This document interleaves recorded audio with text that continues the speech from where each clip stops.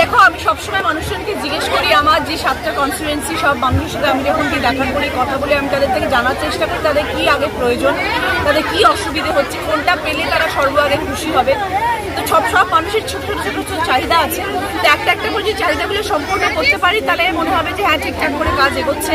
তো আমার এখানে দাসপুরে ওরা চেয়েছিল যেখানে একটা ওয়াটার এটিএম হোক, এবং ওদের তরফ থেকে অনেকবার অনুরোধ ছিল যে যদি আপনি আমাদের এবার একটা ওয়াটার এটিএম তৈরি করুন। তো এরকম 3 জায়গায় আজকে আমাদের ওয়াটার এটিএম উদ্বোধন হলো, দাসপুরে হলো, ঘোড়ালে হলেও, খন্ডনে হলো, 3 জায়গায় হলো। আমি একা 3 জায়গায় মজুদ হতে পারলাম না, আমি এখান থেকে শুরু করলাম, তাই জন্য পর্দা দিয়ে বাকিগুলো উদ্বোধন হলো এবং সেখানকার মানুষরা সেইগুলো উদ্বোধন করেছিলাম। 3টে ওয়াটার এটিএম আজকে আমার উদ্বোধন হলো এবং মানুষ খুশি হচ্ছেন চলতে ফিরতে। এই গরমের মধ্যে যদি মানুষকে রাস্তা দাঁড়িয়ে জল খাওয়ার ইচ্ছে হয়। কত টাকা? দেখো, টাকার হিসেবে আমি বলতে পারবো না, কারণ এখন অনেক কিছু হয়েছে, পান্ডুয়ার জন্য অনেক কাজ করা হয়েছে এবছরে। একটা করে উদ্বোধন হবে, তারপর দেখা যাক কি দাঁড়াচ্ছে সবাই। বলছি দিদি, বিএসএফ জওয়ান পূর্ণম কুমার সাউ, তিনি পাকিস্তানের হাতে, পাকিস্তান রেঞ্জারের হাতে আটক রয়েছেন, তার স্ত্রী অন্তঃসত্ত্বা, কি বলবেন? এখনো তো ছাড়া পেল না। ভগবানের কাছে প্রার্থনা করি যেন তাড়াতাড়ি তিনি সাড়া পেয়ে যান এবং পৃথিবীতে যেন শান্তি বজায় থাকে এবং আমাদের ভারতবর্ষে যেন শান্তি ফিরে আসে। আমরা কেউ যুদ্ধ চাই না, আমরা শান্তি চাই না, আমরা চাই মানুষ ভালো থাকুক, সবাই শান্তি থেকে আনন্দে থাকুক এবং সেই আশায় আছে যে তাকে যেন ছেড়ে দেওয়া হয় এবং সে যেন তার স্ত্রীর কাছে, মার কাছে ফিরে আসে। আপনার কি মনে হয় যে পাকিস্তানকে যোগ্য জবাব দেওয়া হয়েছে? হ্যাঁ, নিশ্চয়ই। যেটা করা হয়েছিল একদম ঠিক করা হয়েছে, এটাই হওয়া উচিত ছিল এবং সেই জন্যই এটা হয়েছে এবং আগামী দিনে যেটা হবে সেটাও নিশ্চয়ই ভালোই হবে।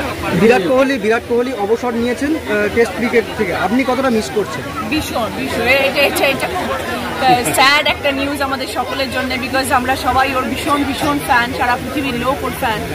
ও না খেললে টিভি পর্দা খুলে বিরাট খেলছে না, এটা একটা বিশাল বড় ব্যাপার। ভারত পাক দ্বৈরথের মধ্যেই তেলের দাম বেড়ে গেল, এটা আবার একটা ব্যাড নিউজ। কিছু গুড নিউজ, কিছু ব্যাড নিউজ।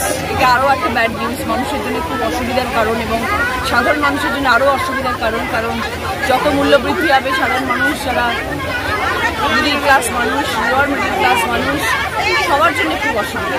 আপনি কি মনে করেন যে পাক অধিকৃত কাশ্মীর ভারতের দখল করে নেওয়া উচিত এই মুহূর্তে? নিশ্চয়ই উচিত, প্রিয়কে আমাদের আসা উচিত। দিদি বলছি, মার্কিন প্রেসিডেন্ট একটা মধ্যস্থ করলো এই ব্যাপারে, তো কি বলবেন? আর কি বলবো, সব বড় হয়ে গেছে।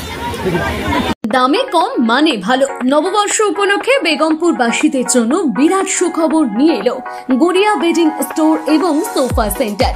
এখানে পাবেন মাত্র 2000 টাকায় বিছানার গদি, 45 টাকায় তোয়ালে, সাথে বেড কভার, বালিশ, রং বেরঙের পর্দা, গাড়ির সেটের কভার, তাও মাত্র এই দামে। ভাবা যায়? দেরি কেন, তাড়াতাড়ি যান।